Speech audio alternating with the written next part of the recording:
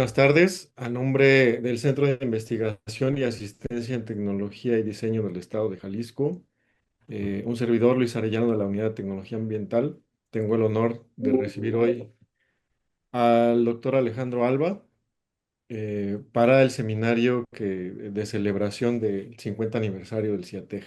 Como siempre, es un gusto tenerlo aquí, doctor Alejandro. Como primera parte voy a dar una introducción formal y después pasaríamos a la presentación de su charla. Muy El bien. doctor Alejandro Federico Alba Martínez realizó sus estudios de licenciatura en Ciencias Biológicas en la Universidad Autónoma Metropolitana. Tiene estudios de maestría en la Universidad Nacional Autónoma de México y obtuvo posteriormente su doctorado en Ciencias Biológicas en la Universidad Autónoma Metropolitana. Actualmente, el doctor Alejandro es profesor de tiempo completo en el Departamento de Hidrobiología de la División de Ciencias Biológicas y de la Salud de la Universidad Autónoma Metropolitana, Unidad Iztapalapa. Su experiencia se centra en la caracterización de cuerpos de agua, rehabilitación sustentable de ecosistemas acuáticos, creación y construcción de humedales, tanto artificiales como naturales. Su trayectoria también incluye investigación sobre ecología urbana y la implementación de estrategias de soluciones basadas en la naturaleza. Ha incursionado en el campo de la acuaponía, explorando soluciones innovadoras y sostenibles para la producción de alimentos y el manejo integrado de recursos acuáticos. En 1999 cofundó la Red de Cuerpos de Agua de la Ciudad de México.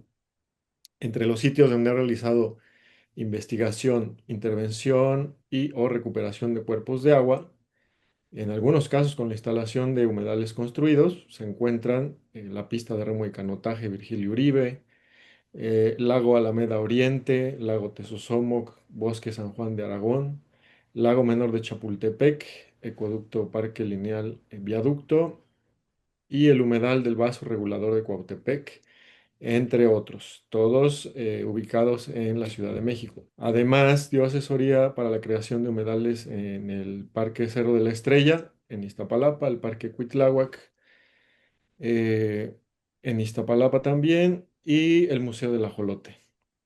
Sin más, doy la bienvenida al doctor Alejandro y adelante con la charla. ¿Qué tal? Muy buenas tardes, o sí, bueno, prácticamente muy buenas tardes tengan todos ustedes. Muchas felicidades a Ciatec por su 50 aniversario. Es un honor que nos hayan invitado para poder estar con ustedes. Desde la Universidad Autónoma Metropolitana los felicitamos ampliamente para que puedan ustedes seguir con sus celebraciones. Entonces, nosotros vamos a compartir un poco de lo que nosotros vamos a generar. Disculpen si de repente voy a estar volteando porque tengo dos pantallas por aquí, pero vamos a comenzar directamente con esto. Y Gracias, perdón, trabajo con, Alejandro, que interrumpa. Solo aclarar a los asistentes, por favor, sus preguntas, escribirlas en el chat. Al final de la presentación vamos a tratar de abordarlas. Adelante, bien, perdón. gracias, no se preocupe. Vamos a verlo directamente. Muchas gracias por la invitación, Luis, obviamente. Y hay algo que nosotros empezamos desde la perspectiva antropológica, porque esta frase que ahorita les voy a presentar la hizo el doctor Erwin Stefanotto hace tiempo, ¿no? Donde todo depende del agua. Entonces, el asunto es de que el agua, pues antes había que buscarla y era difícil, por lo que que se tuvo que domesticar prácticamente, ya que era salvaje, tenía que envasarse, canalizarse, acumularla, purificarla.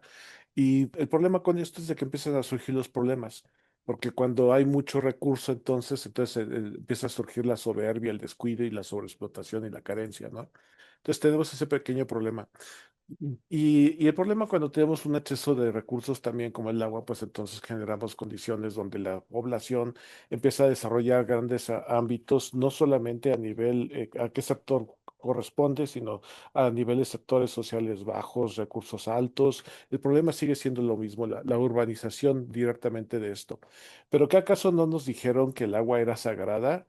¿Que no se supone que incluso te bautizaron? Muchas religiones utilizan esto como elemento fundamental por mantenernos con vida. Y es porque necesitamos casi el 60% de su cuerpo tiene agua. Y eso lo digo porque tiene más, pero el problema es que ya no, ya casi nadie toma agua en una cantidad correcta. Y la pregunta es ahora, ¿quién será el sacerdote que nos diga cómo mantener y respetar el agua? Y ese es un problema. ¿Quién va a ser? Los profesionistas, los empresarios, el gobierno federal, los gobiernos locales, las ONGs. ¿Quién? La naturaleza en sí, pero lo que sí tenemos es el pecado. Entonces, el pecado máximo del agua, pues tenemos específicamente el excusado. O sea, ¿cuánto se genera ahí? Y es donde empezamos con los problemas, porque el excusado, y si lo vemos con esta tabla que se sacó del artículo de Arden y Matz de construcción de humedales, nos habla específicamente de que necesitamos cierto tipo de variables para poder decir cómo está la calidad del agua. Entonces tenemos parámetros tanto físico-químicos como la parte biológica, ¿no? Con la parte de bacterias como indicadores, como coliformes fecales, coliformes totales, Escherichia coli y pseudomonas. Entonces, toda esta cantidad de parámetros son algunos sencillos que nosotros utilizamos para poder medir la calidad del agua, específicamente la agua, pero para uso doméstico. Y frente a esto, nosotros casi siempre estamos pensando en las ciudades que necesitamos el agua limpia, potable, ¿no? Esa es la que están buscando siempre, constantemente las ciudades. Y ese es el problema. Entonces, siempre queremos el agua limpia, limpia con menor cantidad de sólidos suspendidos totales, la demanda bioquímica de oxígeno que tenga una esa casi nula, con menor cantidad de químicos, con turbidez limpia, cero nitrógeno y fósforo y bacterias, pero nadie está pensando realmente en el mantenimiento y cómo es lo que pasa cuando tenemos este tipo de agua. Entonces, para obtener agua limpia, agua de manantial, tenemos que tener áreas de recarga donde surge con el nivel freático, sale por el acuífero y tenemos manantiales, pero pasa mucho tiempo para que podamos tener agua muy limpia. Y es un problema. Y entonces, ¿qué es lo que primero hacemos? Luego, esa agua matamos al lavabo y a la lavandería. Tenemos el problema de la regadera, el lavabo, la lavandería, pero no se ha generado nada para destruir y controlar los contaminantes desde ese punto. Entonces ese es uno de los principales problemas. Creamos muchas zonas habitacionales y empezamos a contaminar desde ese espacio, aumentando todos los niveles de las variables que teníamos anteriormente. Y entonces después ya tenemos, en este caso, bajo esta tabla, agua ligera y agua mezclada, dependiendo del tipo de contaminante, y automáticamente vemos que esa agua de manantial pura, ya empezamos a incrementarle la cantidad de contaminantes. Y entonces podemos distinguir diferentes contaminantes que vamos a tener más. Por ejemplo, los sólidos suspendidos, pues ya aumentaron muchísimo dependiendo de cada sector que tú estés manejando. Aguas negras o aguas nutridas, cuando vemos directamente el excusado y incorporamos las heces y las orinas con bacterias, demanda bioquímica de oxígeno, entonces automáticamente ya lo vemos aguas negras fuera a largo, ya no quiero esto. Sin embargo, bajo la condición de los cultivos, vemos que el estiércol, por ejemplo, de vaca, de cerdo, caballo, vino, de gallinas, todos son composteables. ¿Por qué no pensar nosotros un poco de ese esquema, no? ¿Por qué no cambiamos ese pensar para poder generar algo interesante? Y entonces, si lo vemos con toda esa cantidad de material que ya viene directamente con la mezcla del excusado, pues se incrementa brutalmente la cantidad de contaminantes dentro de la de calidad del agua. Pero ese es el elemento. ¿Cómo podemos empezar a atender esto dentro de las ciudades? Las ciudades constantemente están buscando que tengan más parques, que sean sombras, que tengan, que tenga el aire que sea limpio, que sean ciudades frescas, que se eviten inundaciones, que tengamos unos beneficios muy importantes para vivir ahí, como las que sean ciudades verdes, pero poco estamos haciendo realmente para que esto ocurra, ¿no? Entonces, hay libros que nos están manejando este programa que se llama Blue and Green Cities. Entonces, ¿cómo vamos a empezar a cambiar esas características? Y tenemos que empezar a ver que muchas veces donde tenemos zonas impermeables, vamos a tener cambio, o sea, que tenemos ese impacto de la infraestructura tradicional gris, por ejemplo, en la cantidad de agua, es brutal porque estamos cambiando el ciclo local, aumento de los caudales máximos, el riesgo de inundación. Entonces tenemos esos niveles pocos niveles de agua subterránea, entonces estamos cambiando el ciclo hidrológico de las ciudades también y eso no debe ser. Vemos que si yo tengo una zona forestada, eso lo vemos en la esquina superior, en la esquina superior izquierda, que si está forestada, el nivel de infiltración al sistema pues va a ser mayor. Pero si yo tengo una zona industrial urbana completamente permeable, la cantidad de contaminantes va a ser mayor. ¿Por qué? Porque ya no hay infiltración, ya no hay condición, se va acumulando sus materiales, metales pesados, nutrientes sólidos suspendidos, el aceite, las bacterias. Si tú te fijas cuando llueve en la banqueta, el agua se ve limpia. pero después cuando pasan los camiones, los coches, se ensucia. Y es lo que nosotros queremos decir, bueno, ¿qué está pasando? Estamos haciendo algo mal en la ciudad. Algo que es importante, México pues está limitado en condición a alguna cantidad de ríos grandes. Tenemos una cantidad de hidrografía, las cuencas hidrológicas están ocurriendo y tienen su dinámica de flujo, pero tenemos cambios a nivel de que podemos tener una gran cantidad de contaminantes. Algo que tenemos que ver, por ejemplo, vean por el eje neovolcánico, vean la cantidad de lagos que tenemos. Chapala, como ustedes lo conocen bien, vean el tamaño. Tenemos lo que es específicamente Pátzcuaro, algunas zonas de Siragüen y ven ustedes un espacio en vacío que está México, ¿no? Pues México tenía su cuerpo de agua y vean de qué tamaño era antes. Ese gran tamaño del lago era el que teníamos nosotros ahí, Gran Lago de México. Y ese Gran Lago de México pues era fundamental para que pudiéramos existir ahí. Algo que ha pasado, ¿se ha perdido ese lago? Sí y no. Se perdió a nivel visual, sin embargo sigue funcionando porque si nosotros tirábamos todos los tinacos que tenemos en la ciudad, ese lago volvía a aparecer. Pero esto no va a pasar. Lo que sí estamos haciendo es usando toda esa agua y la estamos mandando a una zona que se llama el Valle de Mezquital. Ese punto verde que lo vemos en la parte elevada del tercer gran lago es el Valle del Mezquital. Y entonces ese lago estamos surtiendo y ellos sí están aprovechando nuestras aguas negras para alimentar, en este caso, sus cultivos y regresarnos a nosotros en forma de cilantro, cebollas y todo lo que nos comemos, ¿no? Entonces, se sigue utilizando, sí, pero podemos aprovechar mejor esas estrategias. Algo interesante es de que la Ciudad de México se fundó en un humedal. Entonces tenemos esta imagen, ¿no? Donde tenemos el escudo nacional dentro de una zona humedal. Entonces el escudo nacional también es un humedal. Eso es algo que tenemos que entender también.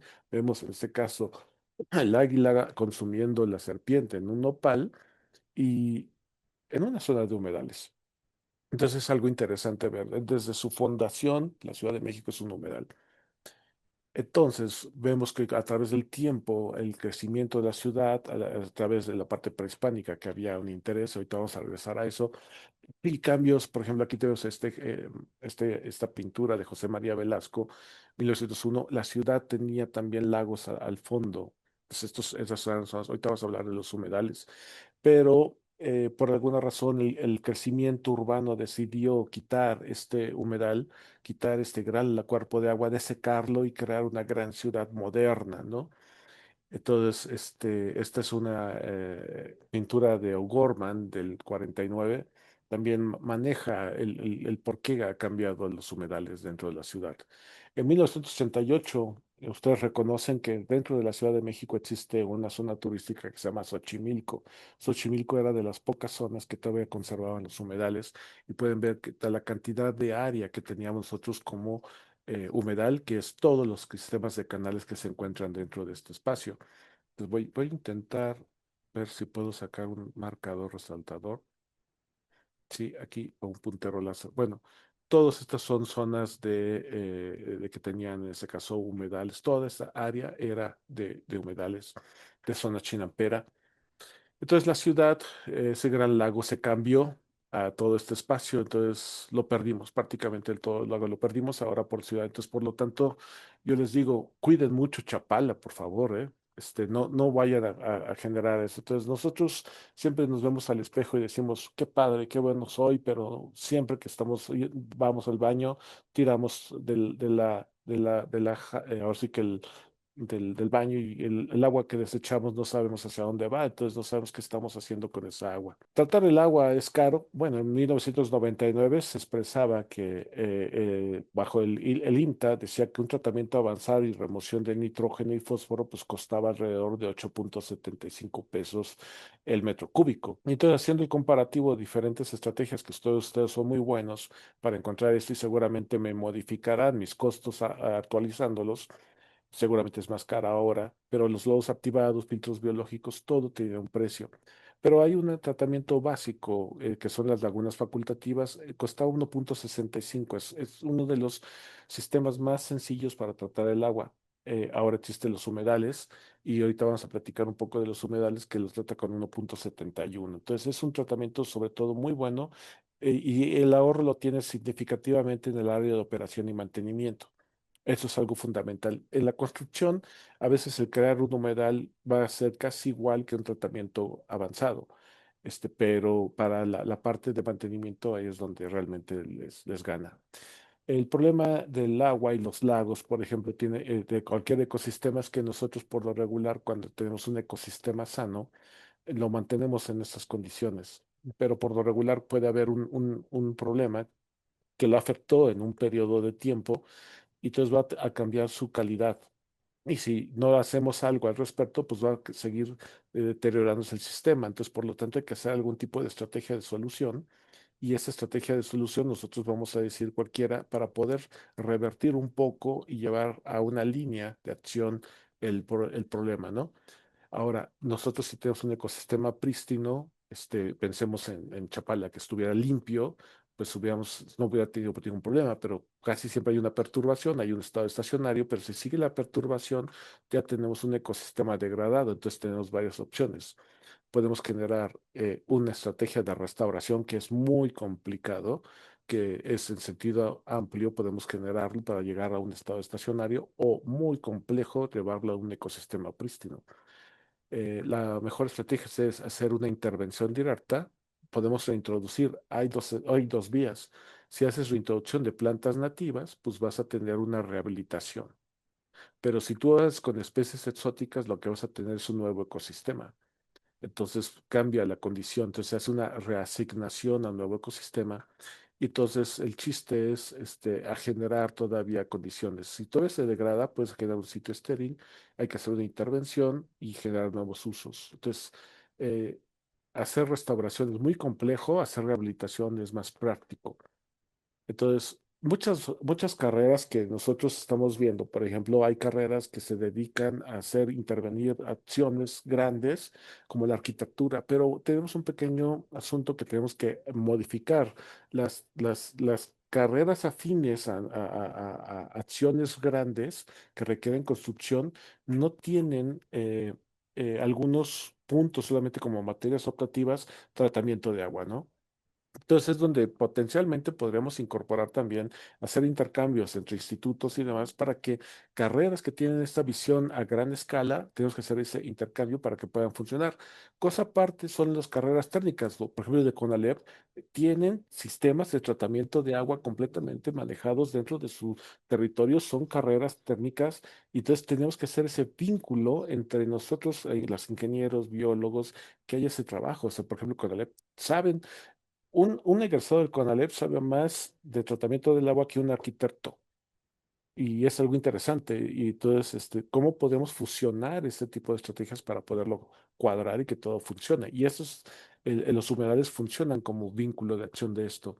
En 1965, cuando se decide hacer la pista de canotaje, bueno, aquí tenemos, en este caso, Xochimilco, en este espacio se decide hacer la pista de canotaje para los Juegos Olímpicos. Entonces, ese espacio se transformó a una pequeña laguna, ¿no? Entonces, vemos grandes obras de un arquitecto para Juegos Olímpicos, pero sin una condición, sacan el agua es potable, el agua es limpia, pero a través del tiempo ocurre algo que se llama la eutroficación.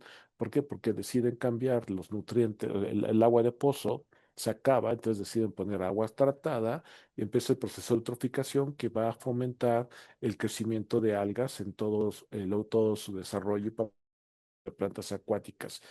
Entonces, esto cambia las condiciones. Un problema cuando tienes una parte de contaminantes, si no se actúa al inicio y se sigue deteriorando, el proceso de deterioro y el proceso de cambiarlo es más difícil. Entonces, vemos que la pista de canotaje llegó a estos niveles de florecimientos algales, que lo tiene también Chapala, ¿eh? Y tenemos ese tipo de cambio, entonces es más complicado. Esto es la pista de canotaje, vean cómo estaba este canal. Aquí no estaba la pista, aquí es donde se pone la pista, aquí vean, este canal todavía se conserva aquí. Así estaba en el 65 y aquí estaba como hace unos 2 años estaba así. Entonces, luego nos preguntamos qué tanto estaban todos los cuerpos de agua de la Ciudad de México si tenían ese tipo de problemática en 94 y descubrimos que todos los cuerpos de agua que estaban cercanos, los remanentes de ese gran lago, se encontraban igual con la palabra eutroficación, exceso de nutrientes, que estimulaban el crecimiento masivo de estas algas, en este caso cianobacterias, y entonces descubrimos que tenía un riesgo a nivel de toxicidad a los seres humanos. Entonces, en todo este sitio, pues vemos que todos los cuerpos de agua en la Ciudad de México pueden tener este tipo de intoxicación para las personas en dado caso. Entonces, hay que atender ese tipo de condiciones rápidamente para poder ajustarlo, ¿no? En 94 nosotros estábamos muy jóvenes y entonces empezamos a estudiar diferentes tipos de estrategias de solución. Entonces encontramos este libro de Gerald Moshiri, que era construir los humedales para mejorar la calidad del agua. Fue fundamental, en el 93 lo encontramos y también encontramos algunos estudios básicos. Nadie había hecho humedales en ese instante en la ciudad. Entonces nos animamos a partir de estos modelos en la pista de canotaje empezar a poner nuestras pequeñas plantas de agua dentro del sistema, pero muy, muy burdamente, ¿no? Entonces instalamos una gran cantidad de humedales en las orillas sin un conocimiento previo, sin una interacción, sin una asesoría, pero lo hicimos y todavía siguen vigentes, ¿no? Entonces es cuando vemos otra vez la tabla del tratamiento de agua, entonces descubrimos que el uso de humedales puede funcionar para tratar eventos, tanto el influente cómo va a entrar y el efluente cómo vamos a tener.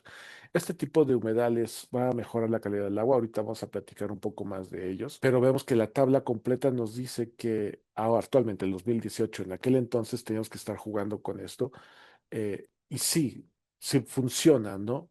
Pero en sí que es un humedal. O sea, un humedal es un sistema de tratamiento de aguas residuales que simula a los sistemas naturales y consta tres constituyentes. En primer lugar, es un medio filtrante, tenemos plantas vasculares y microorganismos. Ojo, el campeón de todo esto son los microorganismos, son los que realmente van a hacer el trabajo sucio, son los que realmente están trabajando esto. Piensa en un filtro percolador modificado. Después tenemos el medio filtrante, o sea, cuál es el sustrato que tú vas a tener. Entonces vas a retener las partículas, el sistema, vas a vivir el soporte para las plantas y al final las plantas vasculares, en este caso lo que sale, lo que emerge y es lo que realmente tú lo ves. Y entonces muchas veces piensan las personas que son las plantas los que limpian y no, solamente te remueven un 15, un 20% la cantidad de lo que nosotros vamos a poder mantener. Los microorganismos te hacen el 60%. Entonces es cuando surgen los humedales. En 1998, eh, el Héctor Faustino Ramírez Carrillo, un ingeniero químico, presenta su tesis dirigida por el doctor Víctor Luna Pabello, entonces desarrollo de la ingeniería básica para el diseño de una planta de tratamiento a partir de humedales de flujo horizontal. Entonces tenemos parámetros de DBO, DQO, sólidos suspendidos totales y vemos las unidades del influente, prácticamente como entraba y el efluente, estamos reduciendo casi un 80% de sus cantidades y casi 90 llegaban. Entonces, este tipo de sistemas sencillos fue lo primero. Su tesis es un clásico, es una tesis muy buena. Entonces, a partir de ahí se comenzó a crear el interés y empezamos a plantear escenarios posibles hacia otros ambientes, ¿no? Eh, Presentamos un pequeño proyecto que fue el Congreso Nacional de Limnología, si podíamos usar los humedales para mejorar la calidad del agua de la pista. Fue bien aceptado, pero no se hizo nada, no pudimos hacer nada, ¿no? Después tuvimos una oportunidad, estuvimos trabajando mucho en la pista, otras cosas, poco a poco, hasta que nos invitaron a visitar el humedal en Macultepec, en Tabasco, en 2000, esto sí fue en el 2005, cuando hicieron esta planta de tratamiento de aguas, impresionantemente grande, es la más grande que existe a nivel federal, y lo hicieron con Michael Ogden fue el que hizo con un hindú esta planta y pues es la planta de tratamiento con pantanos artificiales más grande, ¿no? Todavía sigue funcionando, es enorme y está muy bien todavía. Si quieres ir a visitarla, pues se puede, ¿no?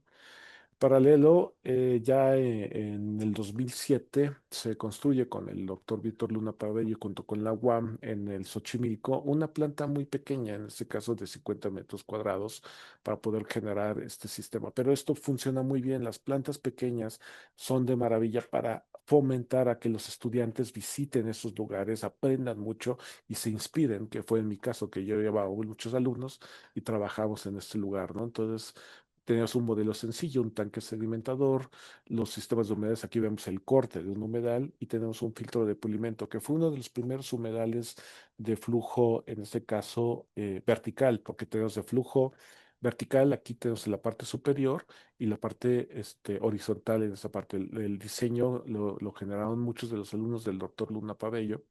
Entonces, es uno de los elementos clave para poderlo cuadrar. Existe este artículo lo pueden ustedes encontrar. Eh, entonces, tenemos que regresar otra vez al pasado. Cuando estábamos dentro de estos ambientes, tienes que regresar a la historia. Entonces, vimos que teníamos ese gran cuerpo de agua y ese gran cuerpo de agua teníamos humedales. Entonces, tenemos que regresarnos al pasado para trabajar a gran escala.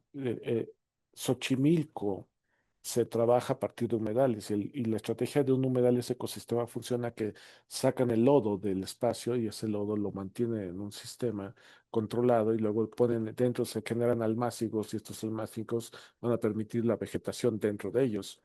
Y esa vegetación, pues vamos a estar constantemente removiendo el lodo, ¿no? Dentro de esos lugares. Y este sistema se puede estar extrapolando a diferentes sectores. Entonces existe la estrategia de que si no puedes mover un numeral, bueno, los Xochimilcas ya lo hacían con este tipo de estrategia. Y entonces generaron toda una zona, pero algo que nos llamó mucho la atención, la pista de canotaje, cómo se encontraba verde y Xochimilco se encontraba relativamente de un color más oscuro, pero no verde, ¿no? Entonces pensamos que si tenemos un humedal donde tenemos un influente, hay plantas, hay un sustrato, hay un medio de soporte, hay raíces, se da la conectividad, se da la limpieza del agua y a partir de ahí tenemos esta agua tratada.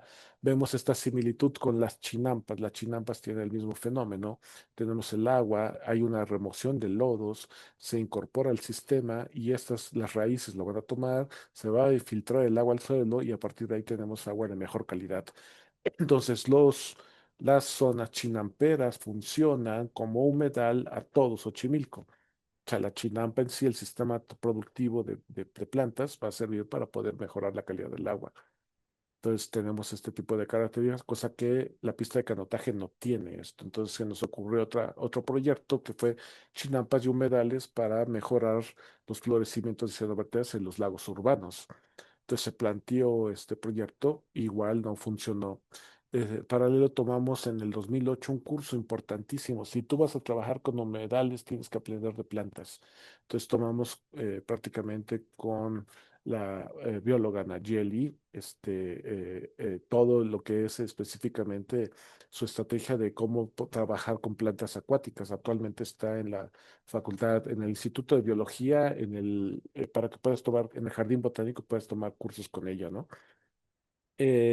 Después en esto nos movimos, estuvimos a cargo de algunos parques, manejamos la estrategia, se presentó a algunas autoridades, las autoridades les interesó el proyecto, un servidor social vinculó con otro investigador, cayó con el doctor Luna Pabello y Luna Pabello, entonces junto con ellos hicimos todo un equipo que aquí está presentado, todas estas personas participamos, hicimos un grupo para poder crear la humedad artificial del bosque de Aragón. A mí me encargaron directamente la parte del tratamiento de humedales sumergidos y fue donde yo me dediqué, que todas esas experiencias yo las trabajé en Xochimilco y por lo tanto montamos el humedal sumergido. Funcionó muy bien hasta que no habíamos considerado que esa gran cantidad de vegetación era tractora de aves y entonces llegaron las aves y se alimentaron de esto y nos quitaron casi un 20 o 30% de plantas, ¿no? Actualmente es uno de los humedales que sigue funcionando, entonces vean, aquí está la eutroficación, aquí está el lago de Aragón, está eutroficado y el humedal está haciendo efectos en el lago de reducción de nutrientes, entonces está funcionando muy bien el sistema, está separado para que pueda tener este tipo de efectos, ¿no? Entonces, por lo tanto, pues el doctor Luna Pabello es un referente para poder desarrollar humedales dentro del país, ¿no? Dentro de la Ciudad de México se han generado.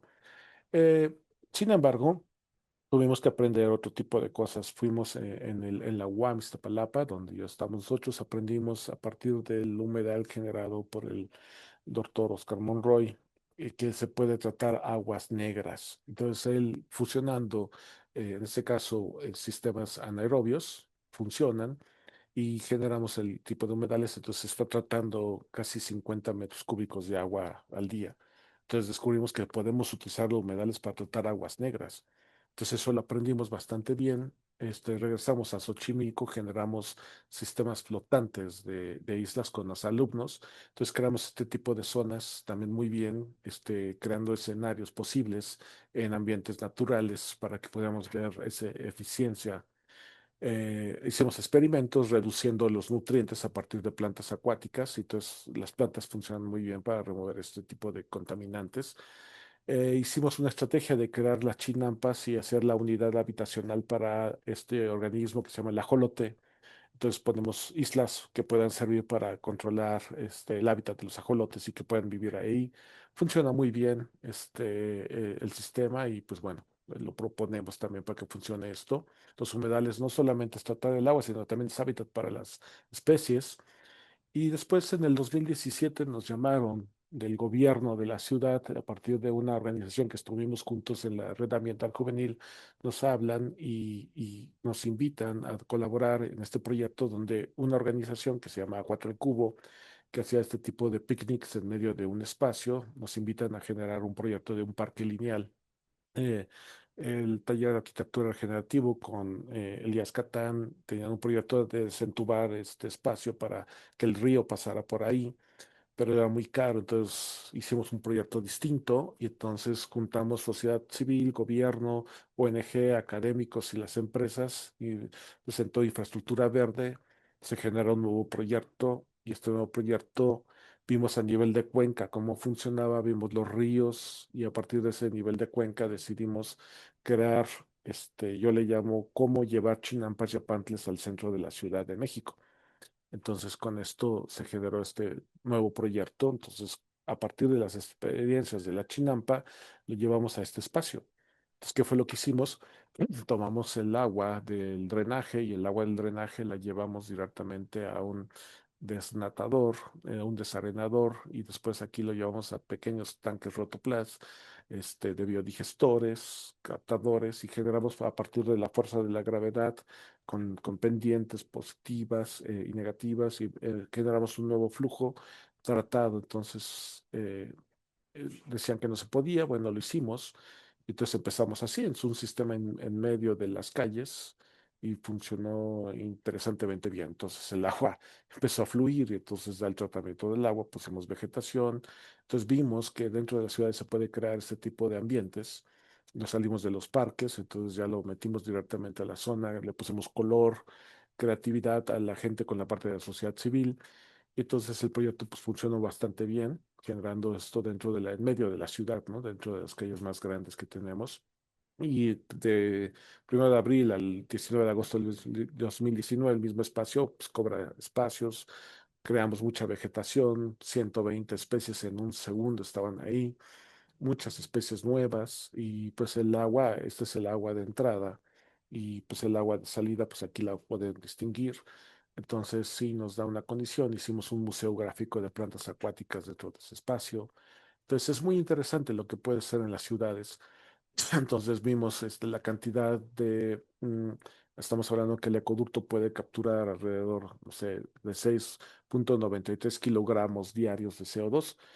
Es una cantidad mínima, pero sin embargo está funcionando. Entonces hicimos los cálculos de cuánto podríamos estar capturando de CO2 a partir de esto, pero esto es diario. Entonces es diario una cantidad. Entonces son pequeños cuerpos de agua que pueden capturar esto, ¿no? La pregunta es si la infraestructura azul-verde funciona. Pues sí, hay muchas lecciones aprendidas, que es lo que queremos compartir ahorita. Por ejemplo, hay beneficios económicos. Sustituye la costosa infraestructura gris, costos de tratamiento de agua, menores costos de mantenimiento de mantenimiento, aumento de recursos de agua subterránea, hay costos de energía reducidos, mayor empleo, mayor inversión, dispara la plusvalía.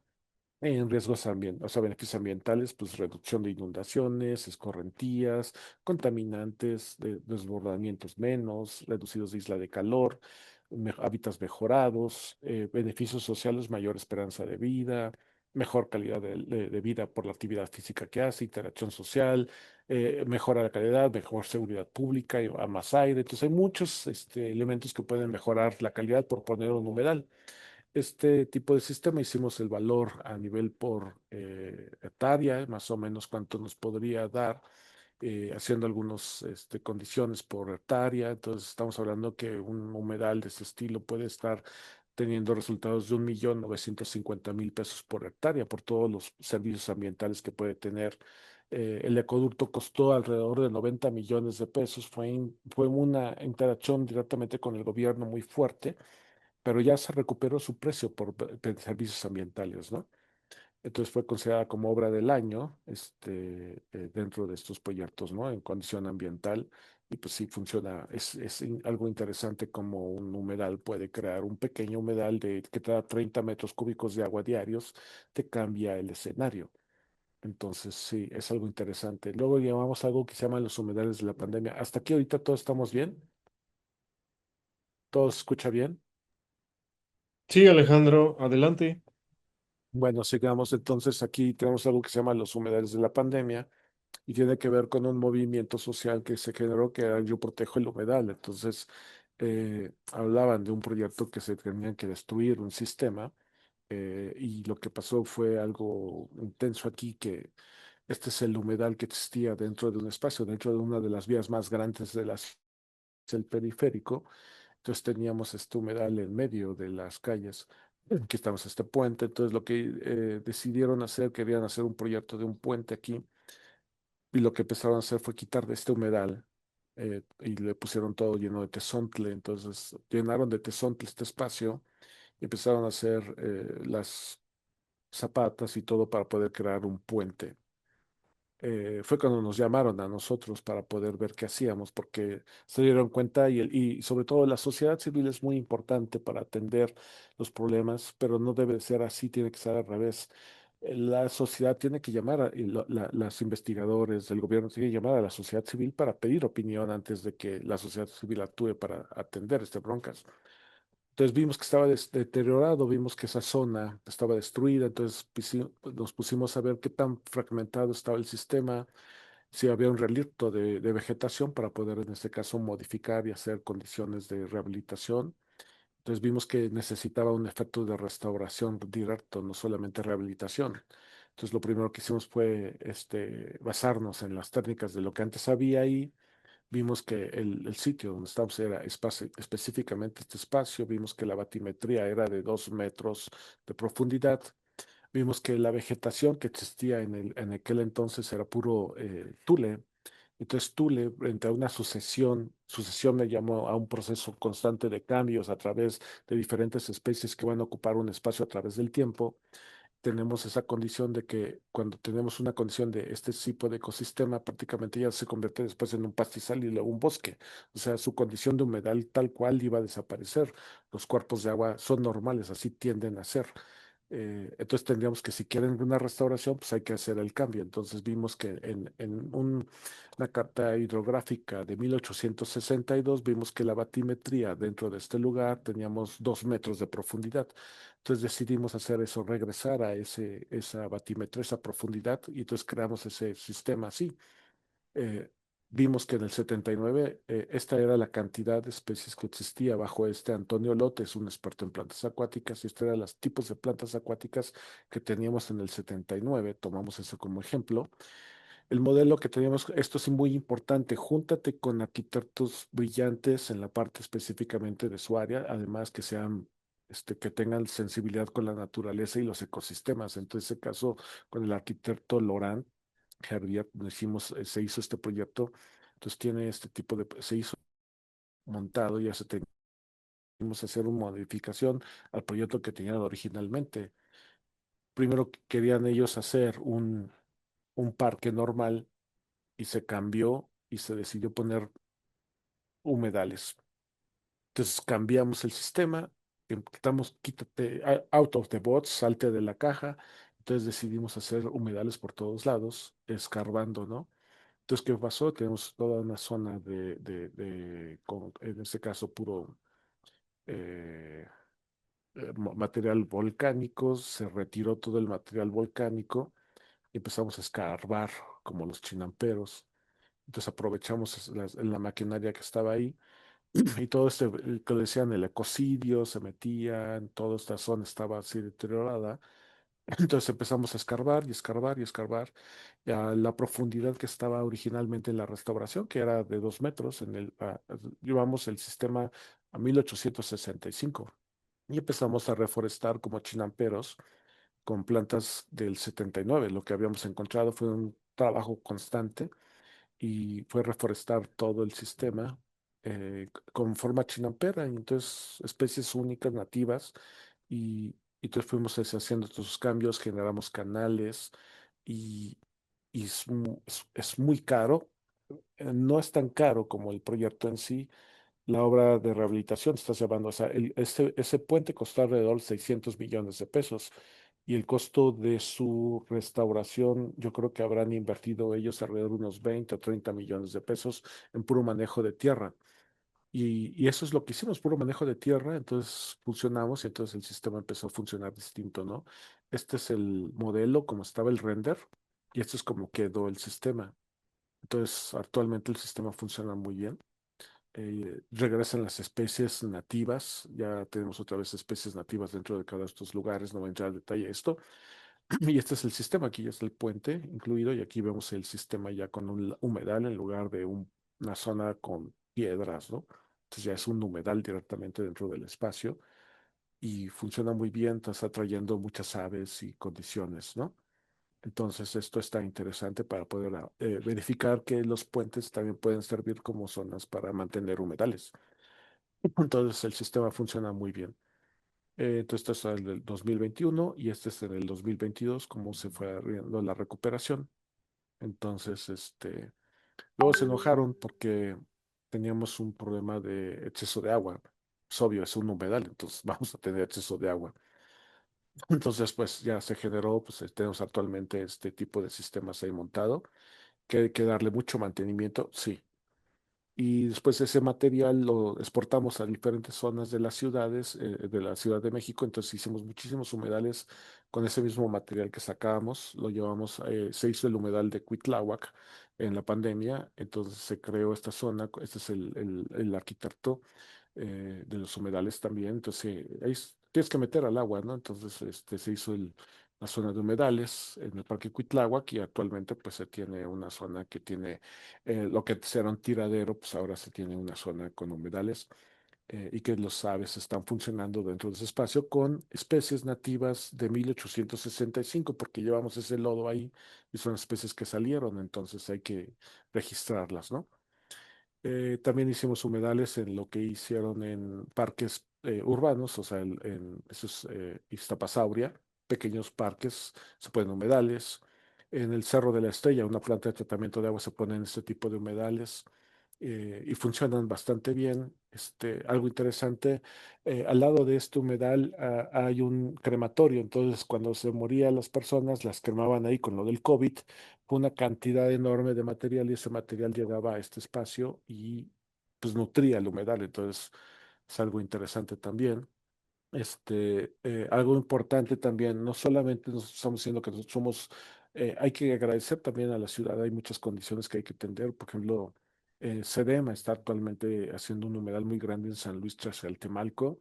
Hay que reconocer el trabajo que ha hecho el Laboratorio de Restauración Ecológica del doctor Luis Zambrano, haciendo sus humedales, en este caso en la zona de Xochimilco, y hay que hacer muchas cosas, no solamente es eso. Entonces, dentro de esas estrategias, después de crear estos proyectos, nos invitan a Chapultepec. Entonces, en Chapultepec hicimos un humedal metiendo muchos humedales. Entonces hicimos un humedal con flujo horizontal, un humedal de flujo vertical francés, humedales de flujo libre, humedales de medios reactivos, sistemas de macrofitas, humedales flotantes, a partir de un libro clásico que se llama Soluciones basadas en la naturaleza del tratamiento del agua. Eso lo puedes conseguir gratis en el IGUA.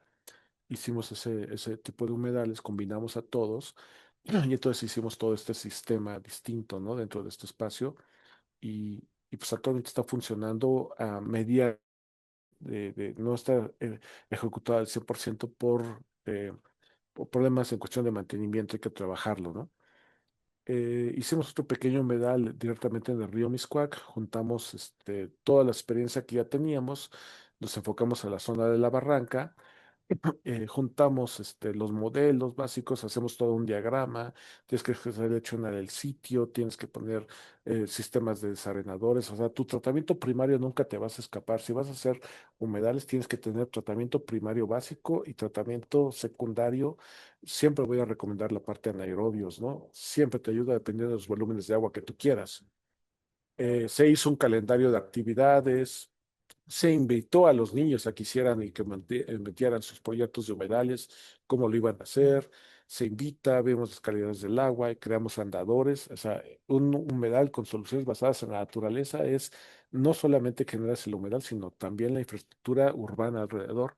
Entonces pusimos humedales pequeñitos y funcionaron muy bien, ¿no? Entonces ya el sistema funciona, es algo interesante. Una persona de ahí tomó el humedal y ahora tiene su negocio de lavado de coches a partir de este humedal pequeño, ¿no? Entonces algo muy, muy interesante. Y cumple con todas las expectativas básicas de los ODS, ¿no? Este, Después este humedal grande, tenemos un vaso regulador grande, nos invitan a generar este proyecto, se hacen los renders, de ahí tuvimos que trabajar, porque es un vaso regulador, entonces tienes que trabajar las dinámicas hidrológicas dentro del espacio, tienes que irte con el tiempo, el pasado. Vimos cómo funcionaba hidráulicamente ese espacio con las imágenes primeros satelitales normales. Vimos en el tiempo dónde se encontraba, dónde estaba ubicado, si tenía inferencia con el lago. Descubrimos que no teníamos la posibilidad de hacer como lo que hicimos en Xochimilco, entonces tuvimos que hacer otro tipo de cambio. Ahí sí, esa es la tierra de cultivo como estaba, entonces no tenía lago. Entonces vimos cómo funcionaba la hidráulica, específicamente la hidrología, los flujos de agua. Esto es en noviembre del 65, cómo estaba lo que es la Sierra de Guadalupe. Entonces trabaja con la cuenca y la cuenca va a trabajar para tu humedal. Entonces, este humedal, el agua, vimos los corrientes, cómo fluían, los volúmenes, cantidades, hacia dónde van a ir dirigidos. Vimos todos los escurrimientos a partir. Utiliza el simulador Seattle. Es fabuloso para poderte manejar los niveles de agua. Es gratis también. Entonces, bajo el modelo de soluciones basadas en la naturaleza, aprovechamiento del agua, es retén el agua, no la saques. Por lo regular, un modelo de ciudades saca el agua rápido. Nosotros decidimos hacer el modelo de humedales. Humedales es retén el agua, manténla más tiempo y luego libérala poco a poco. Bajo ese modelo diseñamos, vimos los riesgos naturales de la alcaldía, en este caso, cómo estaba, riesgos de inundación, su geología, su edafología, las cuencas, el clima, el uso del suelo, el riesgo en particular. Vimos el sol, dónde iba a entrar, dónde iba a salir el sol, para parte de la productividad. Vimos todo el espacio a nivel macro, si teníamos esa intervención, aquí está la Sierra de Guadalupe y cómo iba a intervenir con el sistema. Vimos esa interacción ecológica, vimos la parte de las dinámicas de flujo a nivel de humedad, luego vimos la cuenca donde estábamos, vimos cómo fluía los sistemas a diferentes periodos de tiempo, tasas de retorno, vimos cómo fluía el agua dentro de este vaso regulador. Trabajamos el delta como cómo funciona un río, entonces trabajamos a partir del modelo de deltas, modificamos el diseño y generamos diseños distintos a través del tiempo. Vimos cómo iba a afectar esto el agua, vimos el humedal, todo lo que había antes, cuál era el humedal más grande. Tomamos el humedal otra vez de Tabasco, entonces intervenimos con los humedales, hacemos mezclas de humedales para ver cuál es el mejor, el tratamiento. Vimos todos esos modelos que ya habíamos montado anteriormente, los decidimos cuál era, nos enfocamos, vimos la calidad del agua, de esa calidad del agua nos enfocamos en el diseño hidráulico del sistema, cómo funciona con modelos. Usa IBER. El modelo IBER toma clases en el INTA muy rápido, es muy barato, toma esos cursos del IBER muy buenos, te das una dinámica y un modelo muy bueno. Jugamos con los diseños, jugamos con la dinámica. eh, este tipo de dinámicas aprendimos de un humedal de la doctora Barceló de la UAM Azcapotzalco y generamos un diseño distinto, con zonas de amortiguamiento, modelos de un flujo horizontal, humedal flotante, humedales con posibilidad de inundarse, sencillos, cosas sencillas, pusimos un cárcamo de reactor anaerobio. De aquí pusimos las bombas básicas. Usa bombas con, con sistemas para aguas negras. Nunca utilices bombas para agua potable, eso no sirve. Pusimos reactores anaerobios de flujo ascendente. Eso lo aprendimos de los reactores de Oscar Monroy, aquí de la UAM Iztapalapa.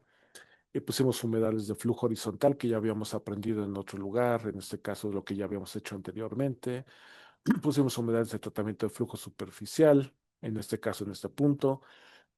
Y luego pusimos humedales de tratamiento de aguas sumergidas, entonces se pueden inundar.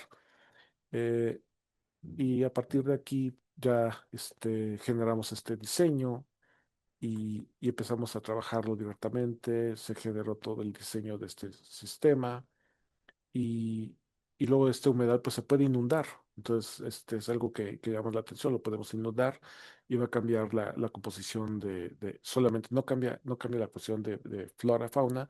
Este sector es el que no se puede inundar, estos tres sectores se pueden inundar, entonces está bien y pues tenemos ahora sistemas controlados dentro de un espacio, ¿no?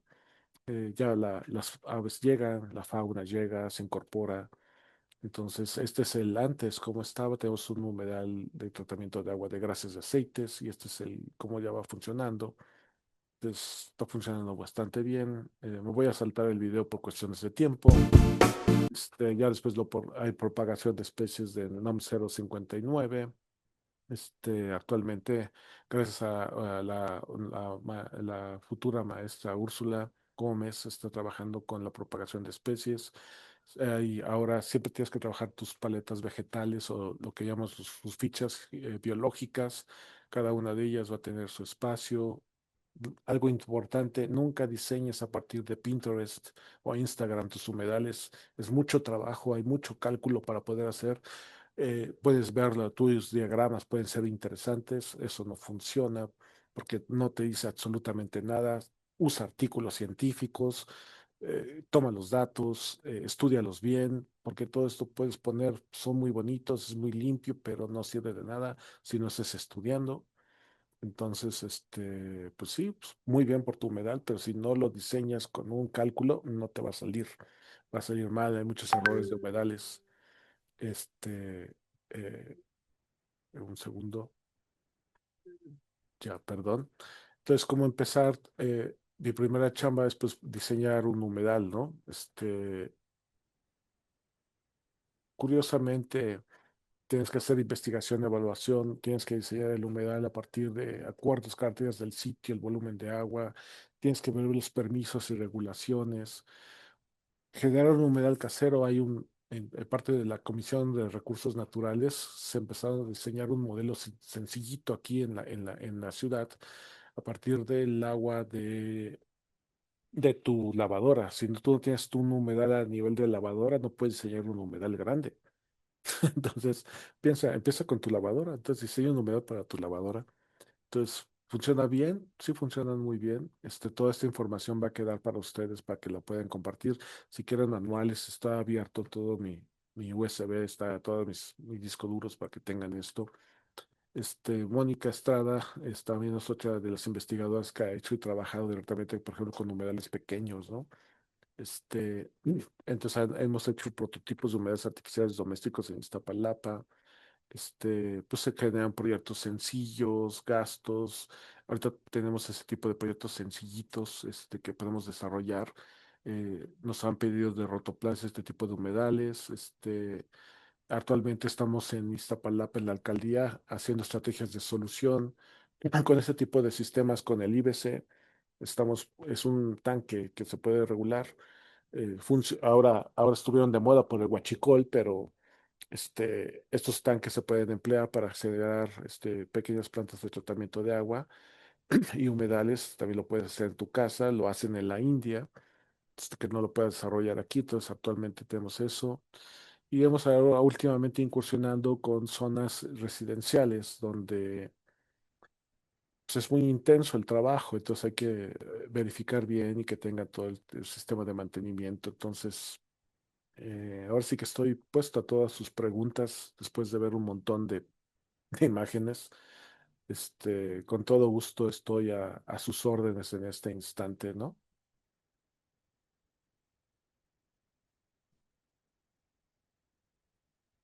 Hola,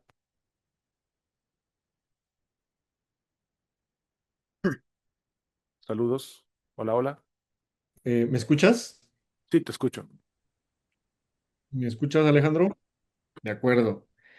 Sí, Bien, pues muchas gracias por la presentación. Hemos visto bastante experiencia que has acumulado a lo largo de los años. Vamos a proceder con las preguntas. Iniciaré con las que tenemos hasta el chat. ok. Por favor, le pido a todos los interesados en poner una. Tal si agotamos las preguntas en el chat, podemos pedir si alguien quiere intervenir abriendo su micrófono para poner otra pregunta. Aunque lo haremos principalmente por el chat. Entonces, esa va a ser la vía principal para que por favor pongan preguntas. Eh, la primera, ¿qué tanto se ha probado la inyección en nanoburbujas de aire a la columna de agua de los cuerpos acuáticos? Y después tiene otras dos preguntas sobre algunos humedales de los que se habló, se construyeron en Ciudad de México, pero creo que podemos empezar por aquí, Alejandro. Bien, con la inyección de nanoburbujas específicamente con los cuerpos de agua acuáticos funcionan muy bien siempre y cuando vayan desde la parte inferior, o sea, la parte del fondo. O sea, si tú trabajas y tienes que trabajar con esa parte de nanoburbujas, sí funciona muy bien, es un gasto energético muy alto, pero es como que los 2 primeros años tienes que invertir en eso. Ya después ya funciona muy bien el sistema y tienes que incorporar otro tipo de elementos. Es un gasto energético caro. Sí, mantener aireación constante siempre va a ser caro. Eso véalo con la parte de acuacultura. Entonces tienes que también dividir, o sea, los cuerpos de agua tienes que dividirlos para que realmente te funcione y sea muy efectivo. Si vas a trabajar con estanques profundos, los sistemas de burbuja, la parte superior de la columna funcionan bien, pero si lo tienes a nivel muy pequeño, someros, no funcionan porque constantemente estás suspendiendo el material y generas mucha productividad primaria. Entonces te sale, como decimos, el tiro por la culata, ¿no? Entonces tú quieres mejorar los lagos a partir de aireación, pero no funcionaría de esa forma. Si sigue activo el humedal del río La Piedad, sí, sí sigue activo. Hay que darle tratamiento específicamente, asesoramiento a los que acaban de hacer, porque como cambiaron de gobierno, pues hay que empezar a trabajar el sistema para asesorar a las personas nuevas. Saludos desde Baja California, muchas gracias por todos. Podría destacar la forma en que estos humedales artificiales contribuyen con el metabolismo del agua. Bien, sí, nosotros basamos desde la perspectiva del uso de la chinampa, porque la chinampa de Xochimilco es un ecosistema acuático. Yo le llamo el ecosistema que siempre se está renovando, porque saco un ecosistema acuático, la muerte de un ecosistema acuático es la sedimentación de la materia. Y entonces, si yo no estoy cosechando los nutrientes, en este caso los del fondo, pues el lago va a tender a morir. Entonces, por lo tanto, como Xochimilco siempre se está extrayendo el material, pues tiende a estar siempre joven. Yo le llamo bajo la lectura esta de el humedal Dorian Gray, ¿no? Entonces siempre se mantiene joven. En Suecia ahora lo están usando mucho. Estuve en un congreso en lo de Finlandia y ellos veían con gran novedad el que podían ellos sacar el lodo y ese lodo usarlo para sus cultivos, pero pues nosotros lo tenemos haciendo miles de años, ¿no? Entonces es algo interesante que ya se empieza a distribuir este tipo de ideas. Entonces sí funcionaría para el metabolismo, mejorar, serlo más eficientes. Luego ve aquí Rubén López Cano, 2026, ¿cómo está funcionando el humedal de Cuautepec? ¿Qué eficiencia tienen los parámetros básicos de calidad del agua como debe o de QO? Si cumple con la NOME COL 003. ¿Con qué frecuencia hace los análisis? ¿Hay descarga de aguas tratadas? ¿Hacia dónde se encausa? Bien, actualmente sigue en etapa de monitoreo y estabilización del sistema. En el caso de la DBO tenemos una eficiencia del 90% de QO tenemos menor, como de un 80%. Si cumple con la NOM, sí, sí cumple con la NOM COL. ¿Con qué frecuencia se hacen los análisis? No, apenas estamos manejando, porque casi siempre los humedales vas a tener entre un año y medio o dos en lo que completamente se estabilizan. Entonces, la frecuencia la hacemos. Ahorita vamos a tener un alumno que va a estar trabajando cada mes. Hay descargas de agua tratada, pues es el agua. Nosotros voy a tratar de a ver si lo pongo aquí y si lo podemos distinguir. Déjame ver dónde está. Un segundo. Ahorita quiero ver la imagen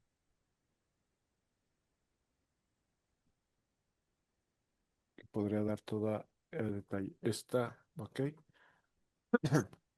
Esta imagen es la 175. Bueno, voy a tener que hacerle así. Y este humedal, perdón,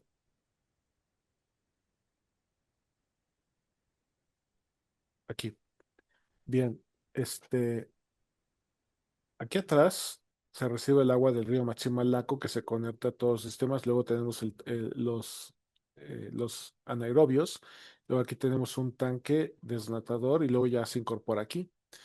Entonces, por lo tanto, si esta humedad recibe aguas tratadas, pero si antes recibía aguas negras completamente, ¿no?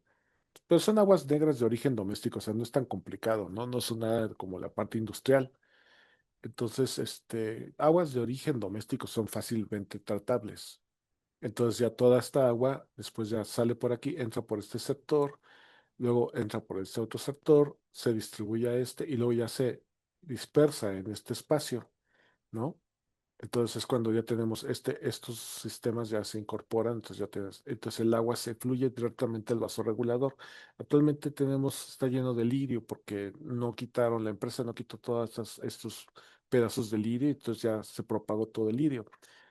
Pero el humedal sigue funcionando, dando el elemento biológico, ¿no? Entonces, por lo tanto, después ya el agua se infiltra, a fin de cuentas, ¿no? Tengo otras dos por aquí, creo. Sobre Cassandra, sobre experiencias de humedales en la ciudad y en el marco normativo, se han requerido trámites específicos de evaluación de impacto ambiental. Sí, todos los humedales requieren de impacto ambiental antes de hacerlo, entonces es un constante, es un trabajo muy fuerte que se tiene que hacer para poder. La ventaja que tienes con los humedales es de que tienes muchos puntos a favor como mitigación ambiental. Entonces, casi siempre la manifestación te la aceptan casi franca, con muy poco problema. Como un impacto ambiente, como una manifestación de impacto ambiental moderada específica o cómo manejas el tema que debe emplear. Depende del tamaño de los humedales. A veces hemos trabajado con humedales que sean a nivel regional, entonces tienes que hacer una mía regional. No, no le tengan miedo las mías regionales. Es lo mismo, solamente es un poco más de trabajo y esfuerzo, cobran mejor, pero un humedal a nivel local tiene que ver por una condición de hectáreas, nada más. Al querer implementar, además de apegarse y cumplir otras leyes o de competencia federal, pues tenemos que cumplir primero con la NOM 001, específicamente si lo vamos a meter a alguna zona, tenemos que cumplir con la NOM 003. Vemos la ley de protección ambiental, o sea, la GEPA, obviamente tenemos que ver ese tipo de línea, tenemos que trabajar con la NOM 004 también de lodos, en dado caso de generarlos. La 127 no, seguramente más adelante la van a pedir cuando quieran usar agua para potabilizarlas, ¿no? Pero por ese lado está cubierto muchas de las partes. Tenemos algunas cosas que podrían eficientizar el recibir fondos a través de Hacienda por hacer este tipo de proyectos verdes, ¿no? Muy interesantes sus proyectos, que la remoción de nutrientes había determinado un costo de 8 pesos metro cúbico. En el caso, han calculado el costo por metro cúbico.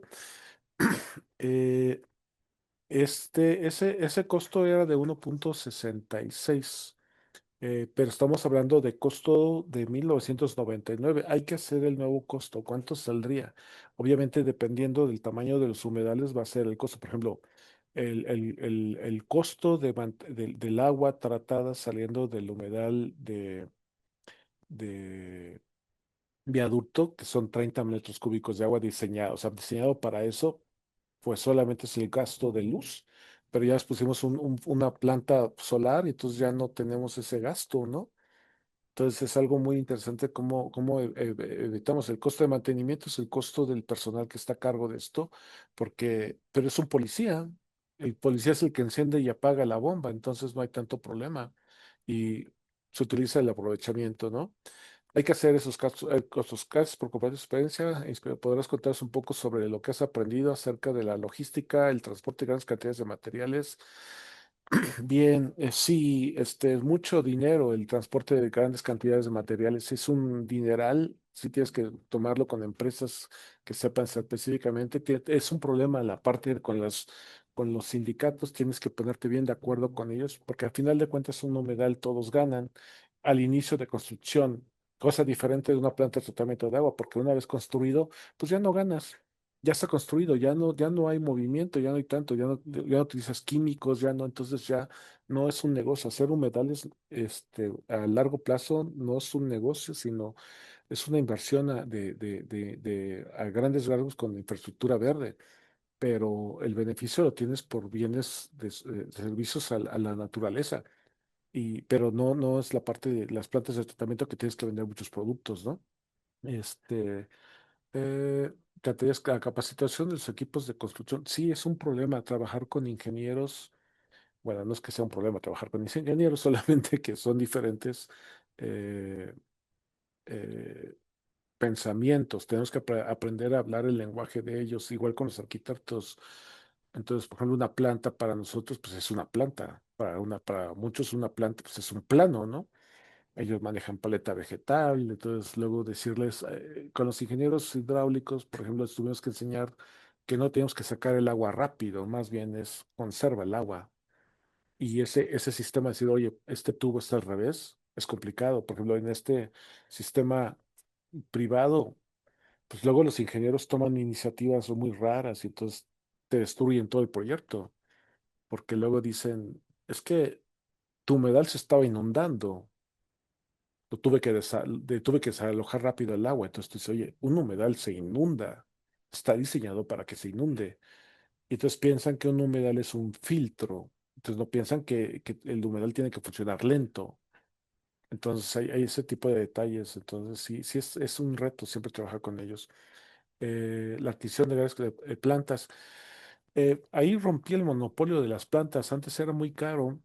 Y lo que yo hice fue, a partir de las humedades que generamos, era de que las empresas nomás fueran a recolectar la planta que ya habíamos sembrado, que ya no la sacaran del área natural protegida o de algún lago nuevo, sino más bien que la recolectaran. Entonces, los humedales, algo que aprendí al estar trabajando, por ejemplo, con los humedales del Okavango, por la cuestión del elefante que se murió y en Tabasco con los manatís, es que grandes animales consumen grandes cantidades de plantas en los humedales. Entonces, ese es el sistema de mantenimiento de forma natural. Entonces, si tú vas a tener un humedal grande, tienes que tener maquinaria grande para quitar y no te dé miedo quitar plantas. Entonces, quitamos plantas y esas plantas las llevamos a otro sitio. Entonces, por lo tanto, pues se reduce el costo de las empresas y quitamos el monopolio y la presión sobre los ambientes naturales. Eh, a largo plazo, estos desafíos aquí en Jalisco, pues sí, sí ya que lo sabes hacer, es como si estuvieras trabajando con un parque. Sí tienes que tener jardineros acuáticos, y sí es recomendable. ¿Qué tan eficiente es la humedad para control de patógenos? Si lo sabes diseñar bien, te quita todo. Hay diseños nuevos que te quitan todo. Ya si tienes duda, pues ponle aireación, pone un bonaparte típico de cloración y ya, ¿no? Pues, no hay tanto problema, pero sí te quita todo. Hasta ahorita de lo que nosotros hemos visto, incluso cuando se hizo lo del COVID, se presentó muchas cuestiones de si los humedales podían contrarrestar el COVID y sí dieron unos resultados muy alentadores. Un aspecto básico de materiales humedales de flujo son las podas de las plantas, así como el retiro de plantas como el tule que se acaman en época de vientos y corre el riesgo de que las plantas muertas vayan quedando un siendo pesado. Sí, sí, sí, sí. Entonces, si tú diseñas un humedal, poda y lleva ese material a otras zonas de cultivo. O sea, crea tu compost, sí, definitivamente. Tienes que hacer eso constantemente, porque si no, también se queda el material de otros, por ejemplo, metales pesados, lo absorbe la planta, se queda en la planta y luego se vuelve a incorporar al sistema. Entonces sí tienes que estar cosechando, ¿no? ¿Qué recomienda para mantener el flujo horizontal del agua a través de la cama de gravas? Bien, siempre tienes que tener zonas buffer y controles para que el mantenimiento también puedes retirar constantemente la parte del el tule, te da una dinámica de flujo muy especial, entonces sí tienes que estar delimitando. Puedes utilizar plantas como Schenopleptus, que en este caso le llaman tulillo, que son otro tipo de especies que tienen no tan afectado con las rizomas. Puedes utilizar equipos, por ejemplo, las podadoras, las haces modificadas, no le haces el hilo, sino le pones una navaja completa. Eso fue uno de nuestros, hay un experto en tratamiento, bueno, en mantenimiento de humedales, Amin, que está en el lago de Aragón, y le puso esas modificaciones, entonces funciona muy bien. Como es lógico suponer la entrada de los humedales, nadie quiere agua sea, pero una pues, supone mucha población desea agua tratada. Ustedes quedan con ese recurso. Bueno, actualmente siempre habíamos dicho que se usara para otros parques, pero no lo han usado, pero la gente los llama la atención. Sí, las personas, por ejemplo, en Cuautepec, que tenemos zonas que tienen personas en condición de calle, la usan para bañarse. Y la gente dice, pues se está bañando y está ensuciando el agua, pero la están usando. Pero bueno, a fin de cuentas es agua, ¿no?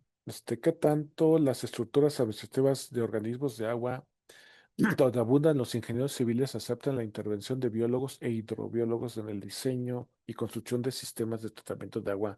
Bien, cuando nosotros entramos, yo nunca les digo qué soy. Esa es una buena estrategia.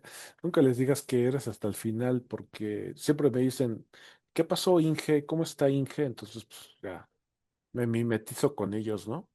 Entonces, ya cuando saben que es biólogo, entonces ya toman otra condición. Siempre es el problema de los egos, ¿no?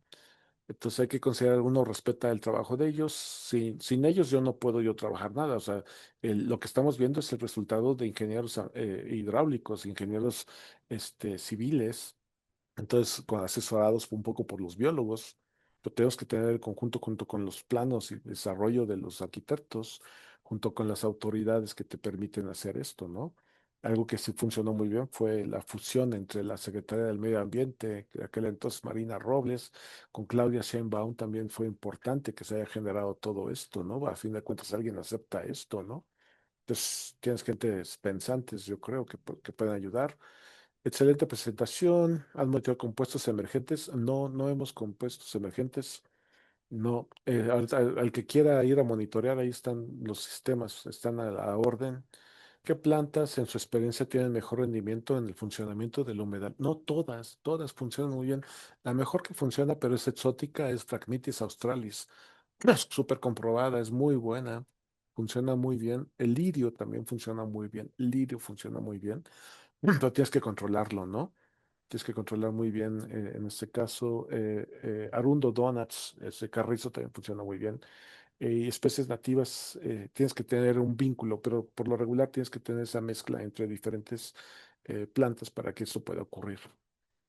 Gracias por la presentación. El río Santiago en Guadalajara es famoso por sus áreas de contaminación. ¿Sería viable tratar sus aguas con ese ser basado? Ok, sí, sí, todo es viable, pero hay que hacer un muy buen proyecto y un buen diseño y lo más importante, voluntad política y que una organización civil junto con una academia empiecen a crear los avances de este sistema.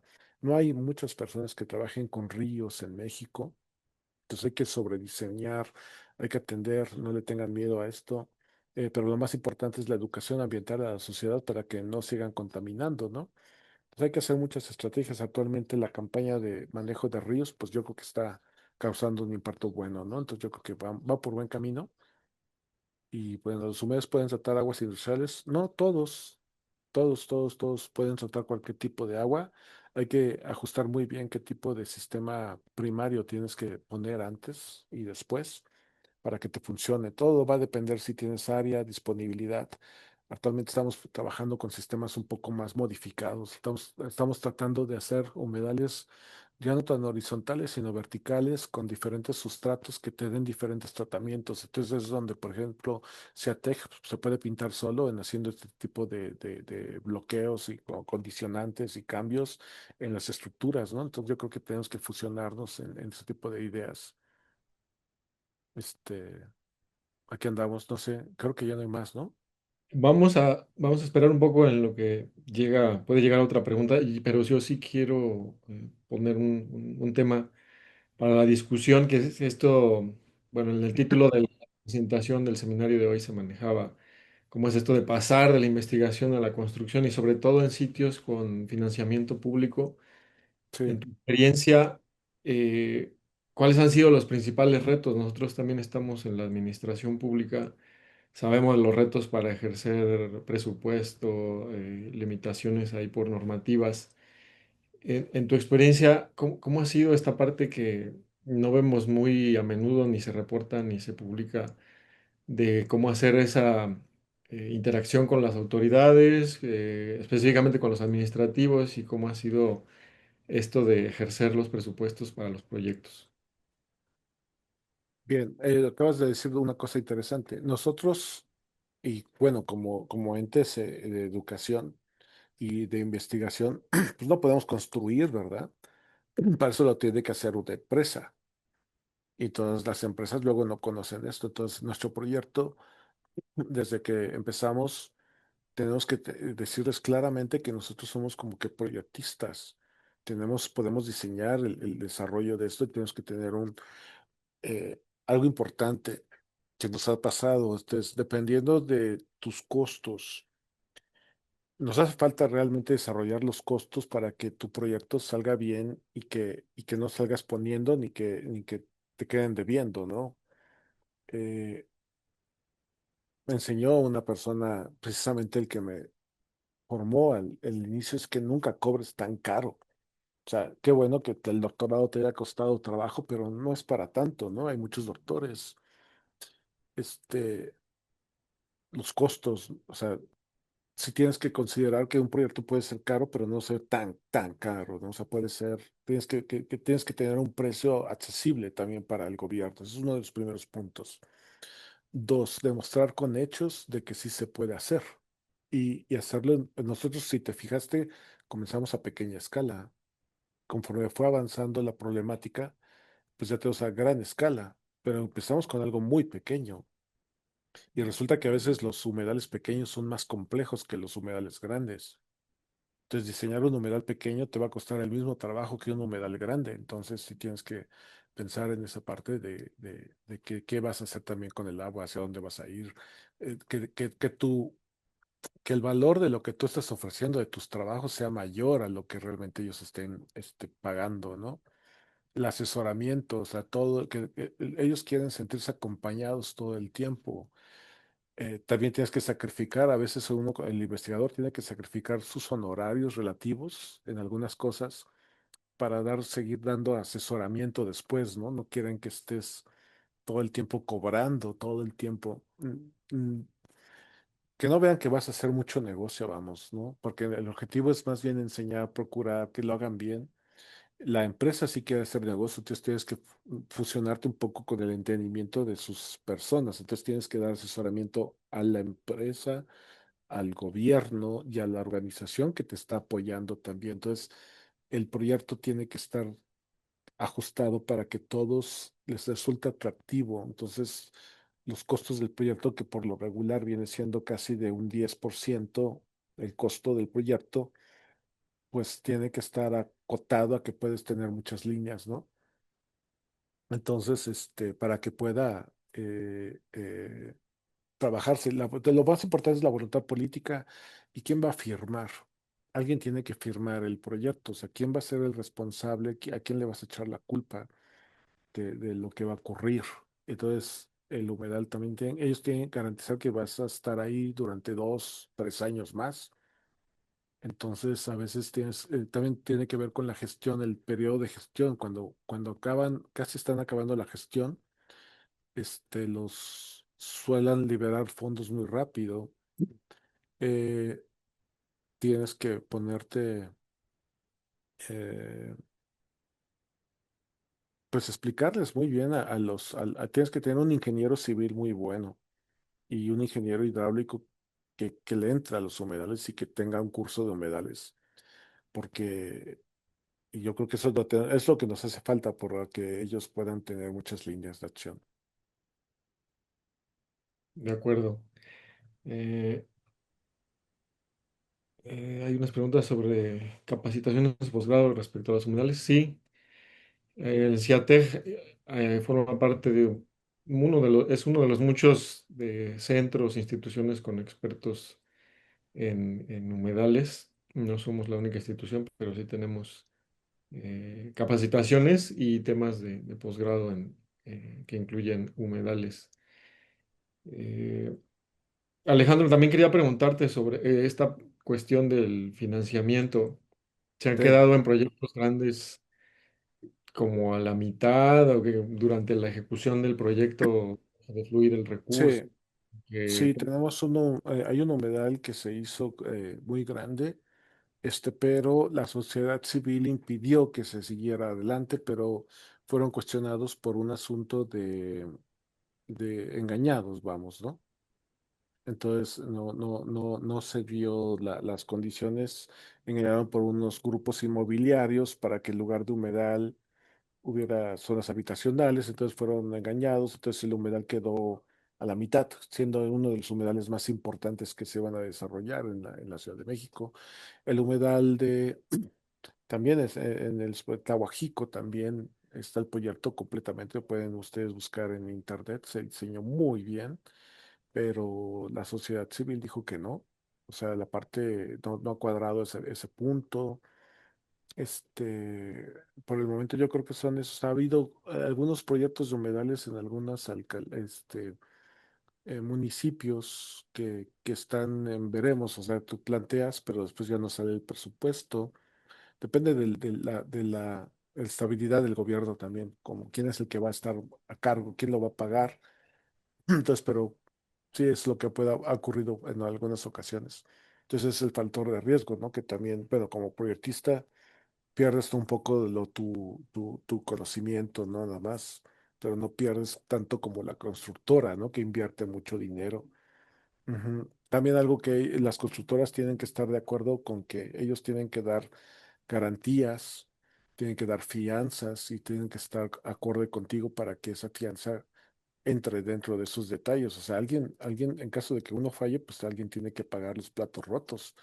Entonces, más bien tienes que estar tú con esa capacidad de entender que pues no vas a fallar. O sea, si tú vas a firmar algo es porque lo tienes que hacer, ¿no? Y ya a menos que alguien te haga alguna cosa distinta que no está de acuerdo a lo que tú habías pensado originalmente y ya modificaron, pues entonces ahí sí deslindar responsabilidades, ¿no? Ujú. claro. Eh, por último, y dando un poco de tiempo a ver si llega una o dos preguntas más sobre el mantenimiento. Sabemos que en México todas las plantas de tratamiento es el talón de Aquiles, no es tanto la construcción, sino Ujú. mantenerlo a lo largo del tiempo. Se maneja la teoría de que los humedales tienen más favorable la Ujú. cuestión de mantenerse operando porque el costo de mantenimiento es más bajo. Sin embargo, ocurren también sistemas con humedales abandonados. En tu experiencia, ¿cuál es o qué es cuál sería una buena estrategia para mantener estos sistemas? Tú has visto sistemas grandes en la Sí. ciudad. ¿Y cómo han sido los casos exitosos donde se mantiene a largo plazo el sistema y en los otros donde no se ha mantenido, qué es lo que ha fallado? Sí, por ejemplo, este humedal, el que están viendo ustedes, requiere aproximadamente unas 10 personas de mantenimiento por los dos humedales, ¿no?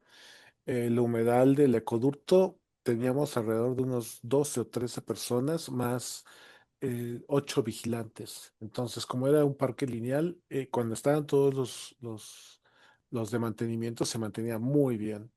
El humedal el humedal de Aragón tiene como alrededor de 4 o 5 personas constantemente atendiendo la parte de vegetación. Tenemos humedales que no tienen ningún tipo de mantenimiento, funcionan, pero con una eficiencia de un 60%, un 40%. Entonces no están funcionando al 100. El humedal, por ejemplo, el del Bajo Puente de Cuemanco, sí tiene una plantilla, una cuadrilla que va una vez cada 15 días a podar y se lleva ese material. Entonces estamos hablando que se retiran alrededor de unas, ¿qué te gusta? 3, 4 toneladas cada 15 días de material. Entonces en temporada de lluvias, entonces sí es grande los impactos. Tienes que estar retirando basura, tienes que estar, no incorporando nueva planta, pero sí abriendo muchos espacios. Por eso yo siempre he dicho, hace poco di una plática que le llamé el elefante en la sala, ¿no? Nadie quiere ver el elefante en la sala. Entonces, de que tú puedes tener un problema muy grande y nadie quiere identificar. Entonces, una vez que tienes un humedal grande, tienes que atenderlo, pero tienes que trabajar como elefante, o sea, tienes que quitar muchas cosas, para poderlo mantener. Entonces, pero sí tienes que tener una fuerza grande, no le tengas miedo a quitar plantas y tienes que tener una capacidad de remoción de esos materiales y compostearlos en otro lugar.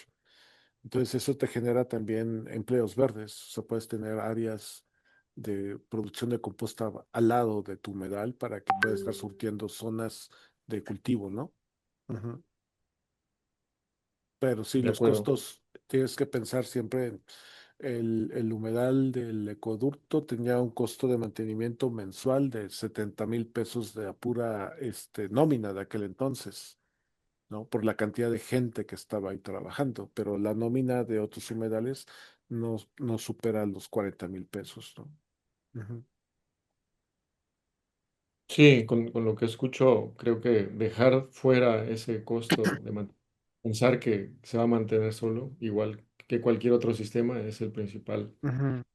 error que terminaría con el abandono y pues, el no funcionamiento del sistema.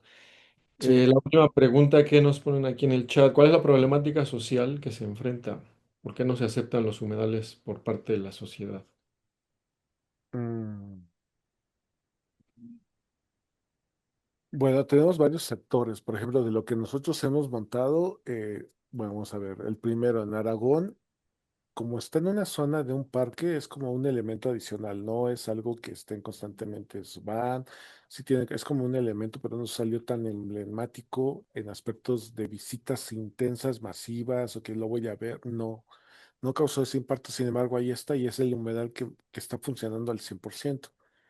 El humedal del acueducto causó un impacto social muy fuerte, fue mediático, entró mucha gente, es una zona de transición entre muchos sectores, lo usan, entonces sí funcionó muy bien, se aceptó, pero luego la pérdida de gente que está a cargo entre gobiernos, tiene que haber una fusión entre sociedad, academia, para que el humedal siga funcionando a pesar de que el gobierno luego cambie de su la gobernanza de los humedales tiene que ser transeccional, sexenio, sexenio.